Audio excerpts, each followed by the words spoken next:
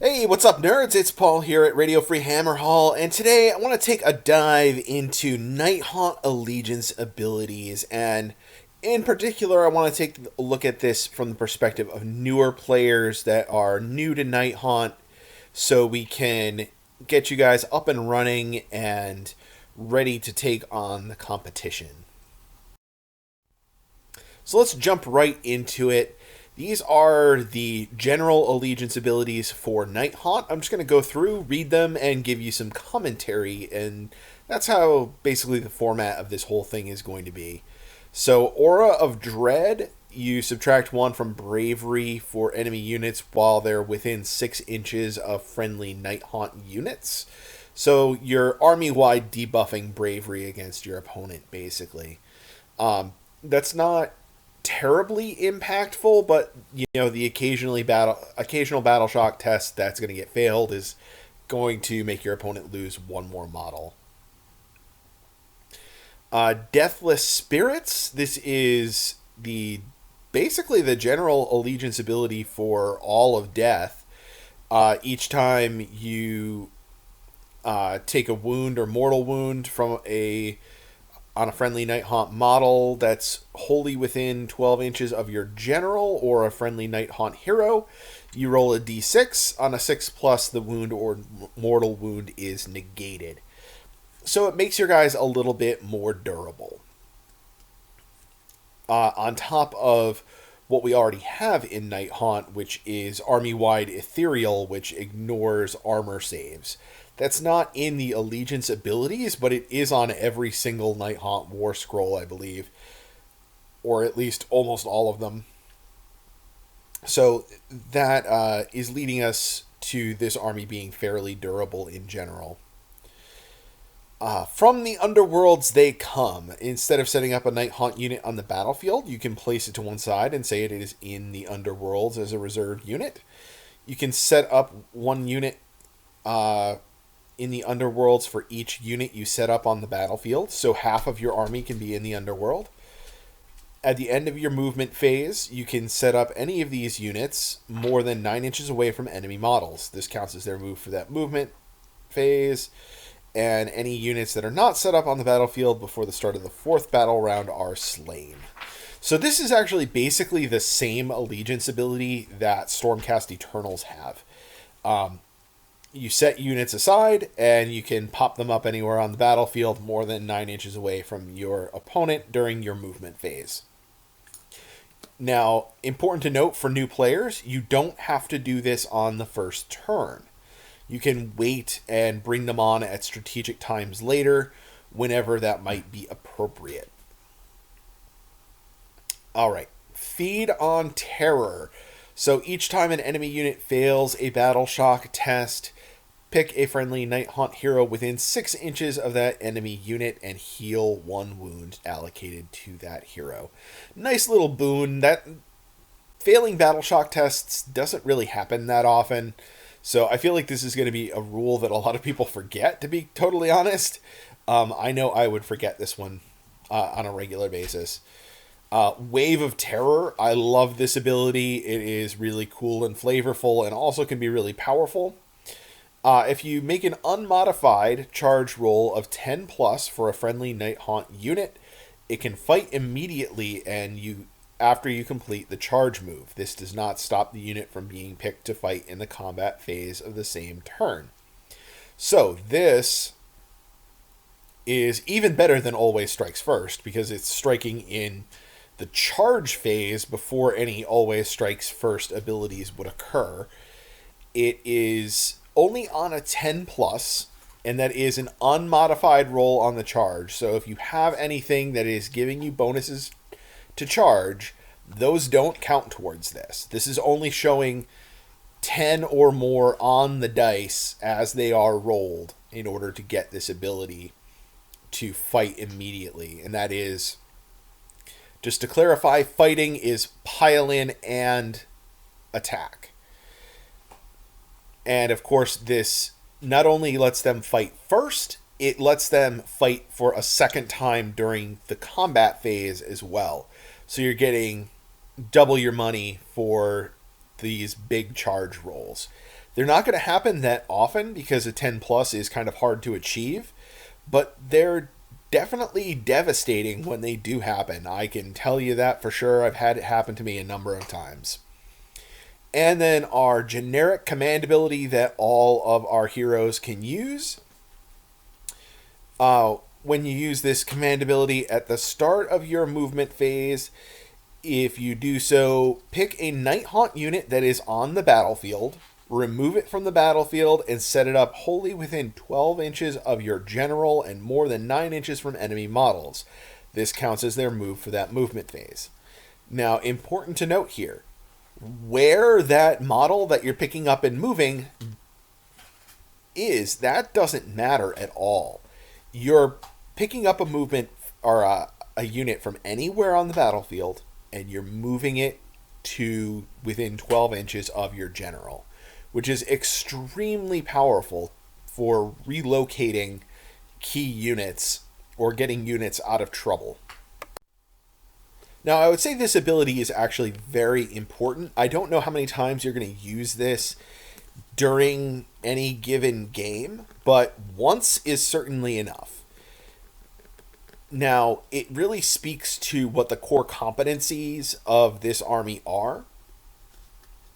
You can see here, between this command ability, Spectral Summons, and from the Underworlds they come, that movement shenanigans are definitely a big part of this army.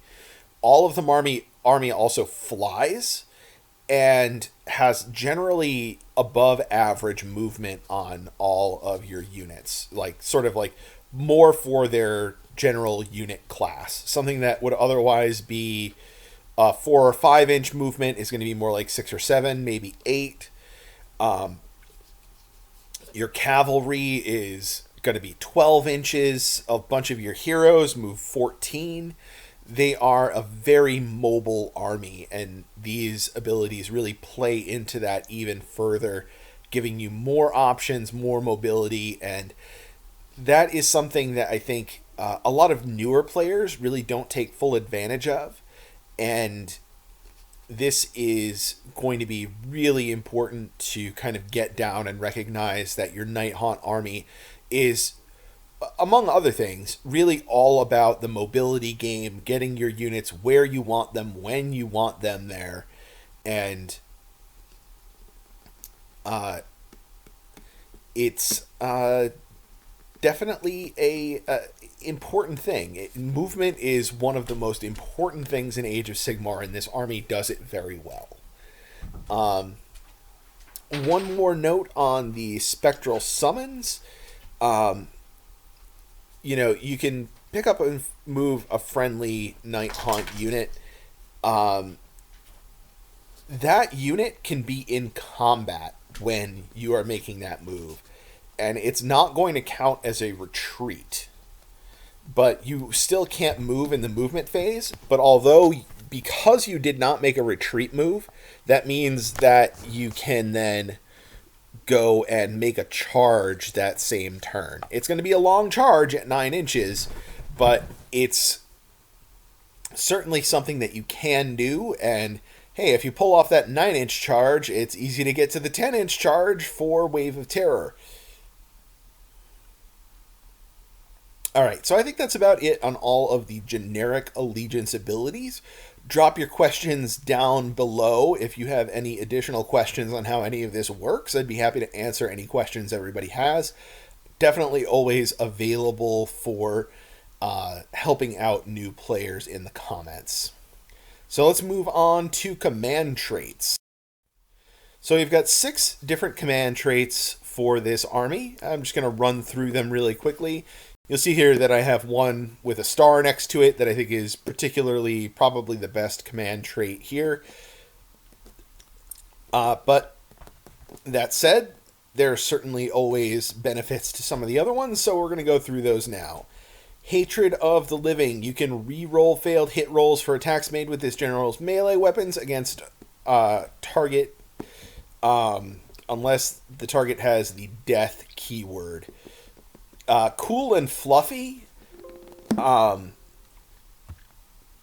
Not sure how powerful that actually is because of that condition that it can't be against death.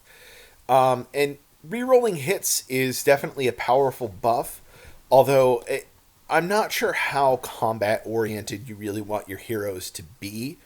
In a Nighthaunt army, I think a lot of them are going to want to hang back and be buffing the rest of your army. So that may not be the best choice for you. All right, Terrifying Entity is our next option. At the start of the enemy movement phase, roll a die for each enemy within 3 inches of this model. If the roll is equal to or greater than that enemy unit's bravery characteristic, that unit must make a retreat move in that movement phase. So this is forcing your opponent to disengage potentially, and you're checking against your opponent's bravery characteristic. So your modifiers to bravery are not going to be counting here, unless they're specifically saying they're modifying the bravery characteristic. Forcing your opponent to retreat is definitely strong. I'm not sure how we would actually be strategically using this, other than to protect our general if they have an ability that is requiring them to be close to the front lines, and he's somebody that you want to protect. Number 3 is Lingering Spirit. Add 1 to this general's wounds characteristic. I feel like this is a pretty generic one that's in a lot of books, and it's like we have 5 good command traits, and we need to fill in a 6th to get to a table of 6. So let's throw in add 1 wound to the general. Not that useful. I don't see people taking that too often. It's just kind of there. It's a placeholder, and it's, if you're going to roll a d6 on the table, it's sort of your dud on the table. All right, Spiteful Spirit. This one is actually interesting. I kind of like this one. You roll a die each time a wound is allocated to that general that was inflicted by a melee weapon. On a 5+, the attacking unit suffers 1 mortal wound off after all of its attacks have been resolved. So you're bouncing back mortal wounds on your opponent, that for each wound that is not saved by your armor.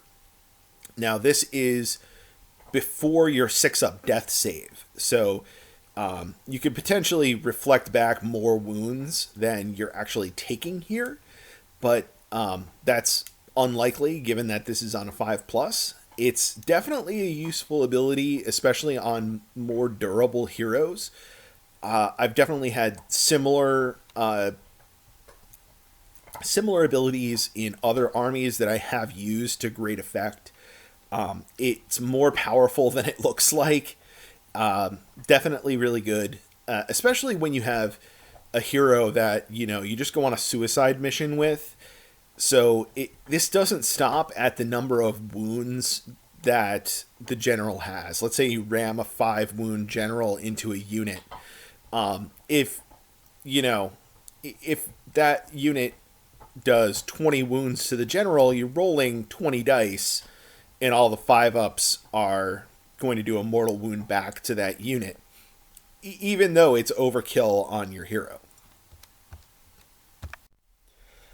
Next up, we have Cloaked in Shadow. Subtract 1 from hit rolls for attacks made with missile weapons that target this general.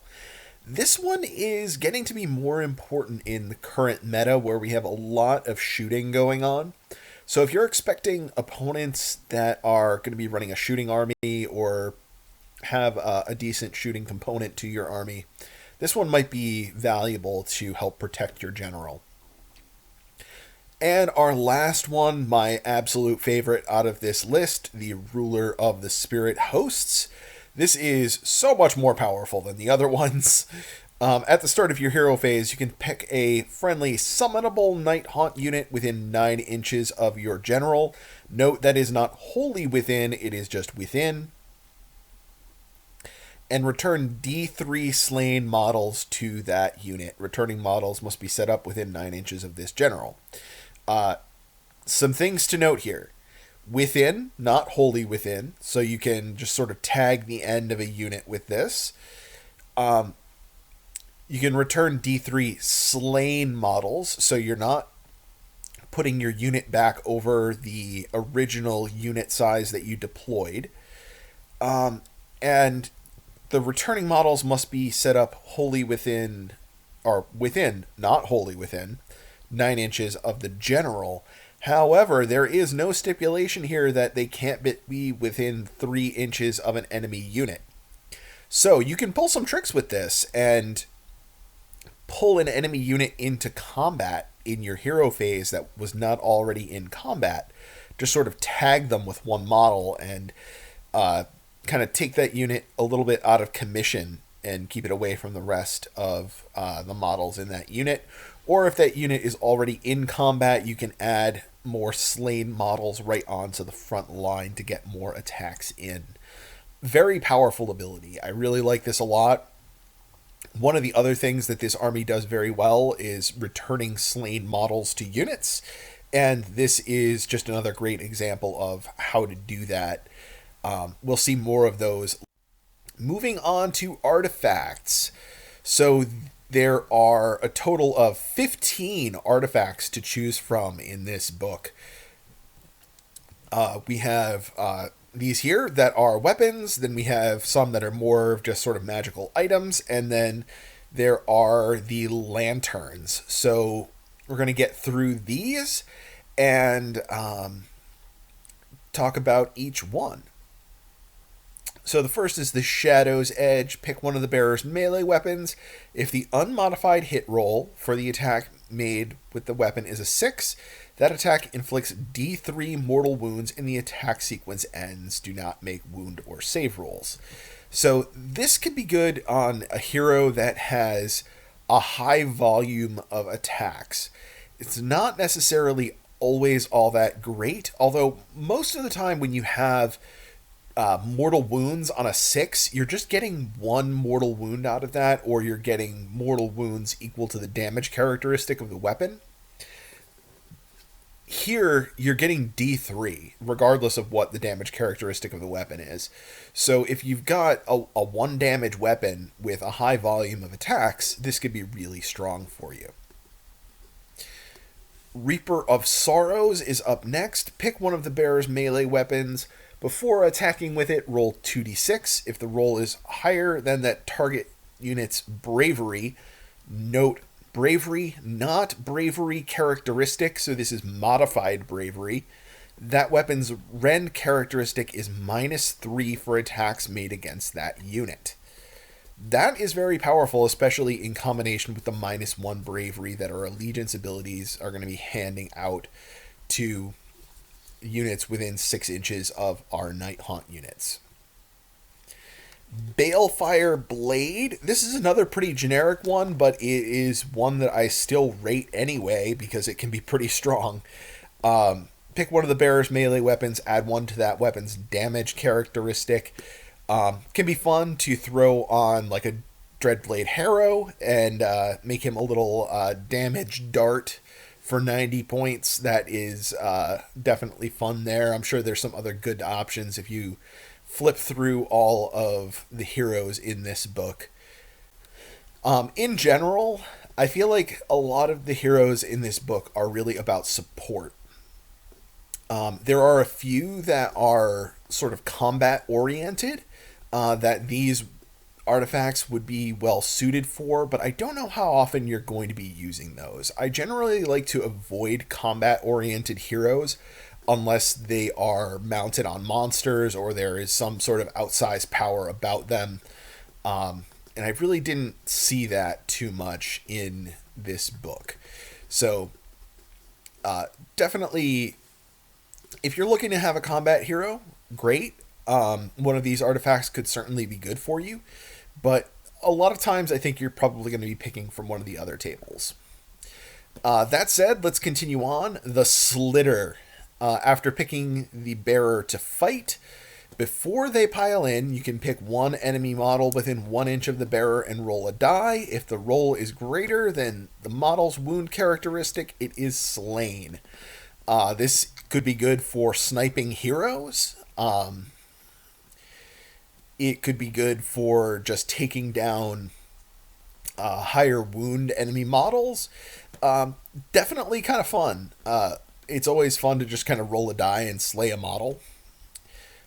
Next is the Headsman's Judgment. Pick one of the bearer's melee weapons, add 1 to hit and wound rolls for attacks made with that weapon. That is also really strong. That is up there with the Baleful Blade for just upping the sheer attack power of a melee hero. And then we have the Shrieking Blade. Subtract 1 from hit rolls for attacks made with melee weapons that target the bearer. This is sort of like the Griff Feather Charm. It is going to help protect your general in melee. Definitely pretty strong.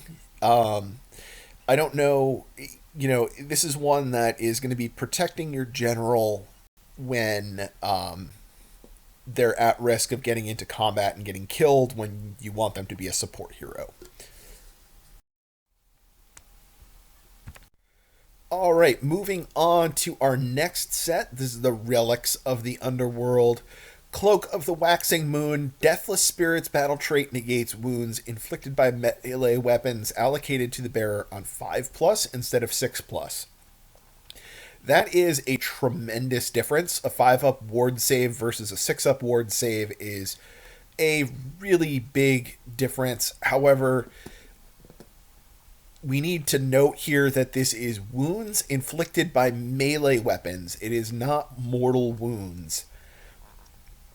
And it is not wounds from shooting. It is only melee weapons with normal damage. Pendant of the Fell Wind. You can add 3 inches to normal moves made by friendly Nighthaunt units that are wholly within 12 inches of the bearer at the start of that normal move. So this is real good. Let me tell you a little story about playing with a Great Unclean One with a Doomsday Bell, which does almost exactly the same thing as this. Extremely powerful. This army is already incredibly mobile. And you can really do a lot with this. It makes your units much quicker, and because of the way this is worded, it adds 3 inches to normal moves made by friendly Nighthaunt units that are wholly within 12 inches of the bearer at the start of that normal move. So you can move this hero into range first, and then move that other unit that you want to give the movement buff to. Also, this is adding 3 inches of movement to the bearer as well. So you can get, 15, 17 inches of movement out of some of your heroes when you have this on them. Very, very strong. In an army that already has a bunch of movement tricks and movement buffs, this is just another one that is absolutely fantastic. You can really just shoot your models across the battlefield and surprise your opponent with this, especially since all of your units are flying. You can ignore terrain, you can retreat over enemy units. That's an important thing to note here too, that this is, all normal moves, and that includes retreat moves. So you can, potentially jump over enemy units to go grab an objective. Up next, we have the Dreadbolt Ring. When the bearer fights, if they inflict 1 or more wounds with their melee weapons, you can inflict D3 mortal wounds on one enemy unit within 3 inches of the bearer after all of the bearer's attacks have been made. So it's just tacking on an extra D3 mortal wounds whenever that hero is in combat, basically. Whenever they actually successfully wound someone in combat. Other thing to note here is that if you're in combat with multiple units, this is saying that you inflict D3 mortal wounds on an enemy unit within 3 inches of the bearer, it is not necessarily the unit that you wounded. So you can wound one unit and then splash D3 mortal wounds onto another unit within 3 inches of your hero as well. Kind of a tricky little play there. Mirror of Screaming Souls at the start of your shooting phase. Roll 2d6 for each enemy unit within 8 inches of the bearer. If the roll is higher than the unit's bravery characteristic, it suffers 1 mortal wound. Note here, this is rolling against the bravery characteristic, not the modified bravery. So you are just rolling against what's on the war scroll. Rolling 2d6 against bravery is pretty good. You have generally a pretty good chance of beating their bravery characteristic with that. But this is only, handing out 1 mortal wound, which is really not that exciting. Number 5 is the Midnight Tome. The bearer becomes a wizard, which is very strong, and knows Arcane Bolt and Mystic Shield, as well as one of the spells from the lore of the Underworlds, which we will be getting to shortly. Can attempt to cast 1 spell in each of your hero phases and attempt to unbind 1 spell in each enemy hero phase. If the bearer was already a wizard, they can attempt to cast 1 additional spell in each of your hero phases instead. So that is generally kind of strong. If you're going for a more magic-heavy build, this is definitely a good option for you.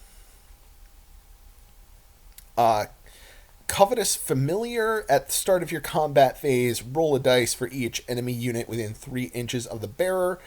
On a 2+, that unit suffers 1 mortal wound. This is just kind of doing chip damage of 1 mortal wound whenever your hero bearing the artifact is in combat. It's not terribly powerful.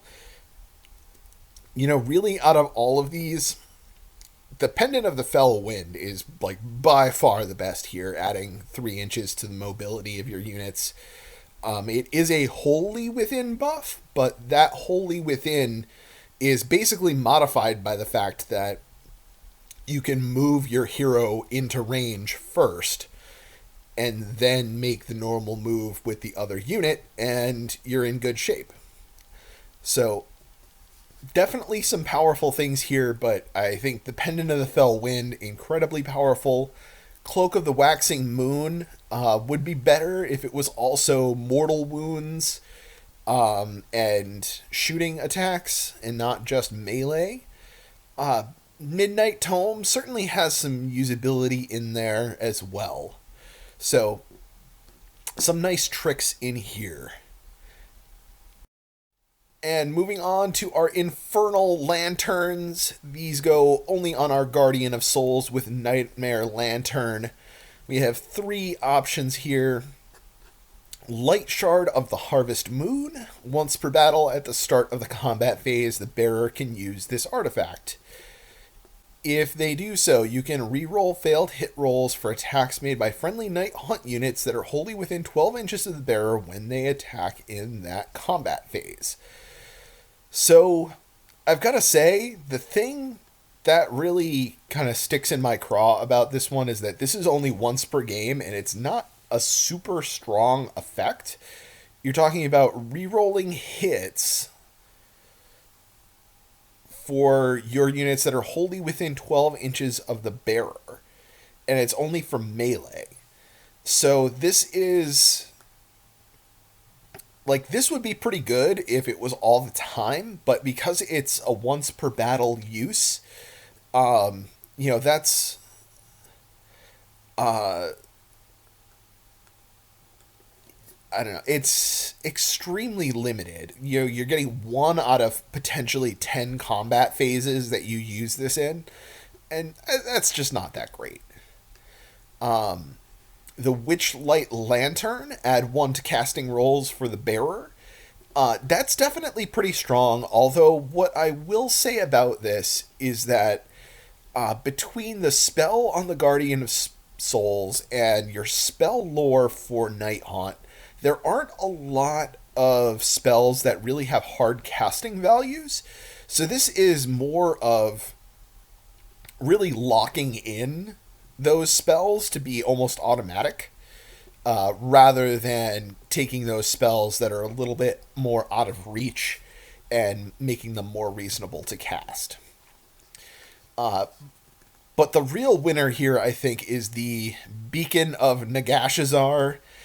If the bearer successfully casts the Spectral Lure spell and it is not unbound, instead of the normal effects of the spell, you can heal d6 plus 3 wounds that have been allocated to the target unit, or if no wounds have been allocated to that unit, you can return a number of slain models equal to the combined wounds characteristic of equal to or less than d6 plus 3.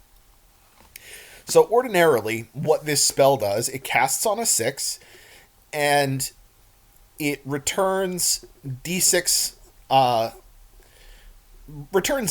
wounds to the unit, either through healing or returning slain models equal to that characteristic. So this is adding 3 to that roll all of the time. That is incredibly strong. This is just giving you, for most of your units, just an extra 3 models being returned to your units when you cast this spell. And casting on a 6 is pretty easy. That's going to happen very often. So your Guardian of Souls can just back up your key units and just keep returning models back to them. It's really good. I like this one a whole lot. There's also a battalion that increases this even further for the units in the battalion. So it can become just unbelievably powerful. So yeah, I like it a lot. It's definitely one of your stronger options here. And last but not least, the lore of the Underworlds. Up first, we have probably the best spell in this spell lore, the Soul Cage. It casts on a 6. It only has a range of 12 inches, but until the start of your next hero phase, the unit targeted cannot retreat.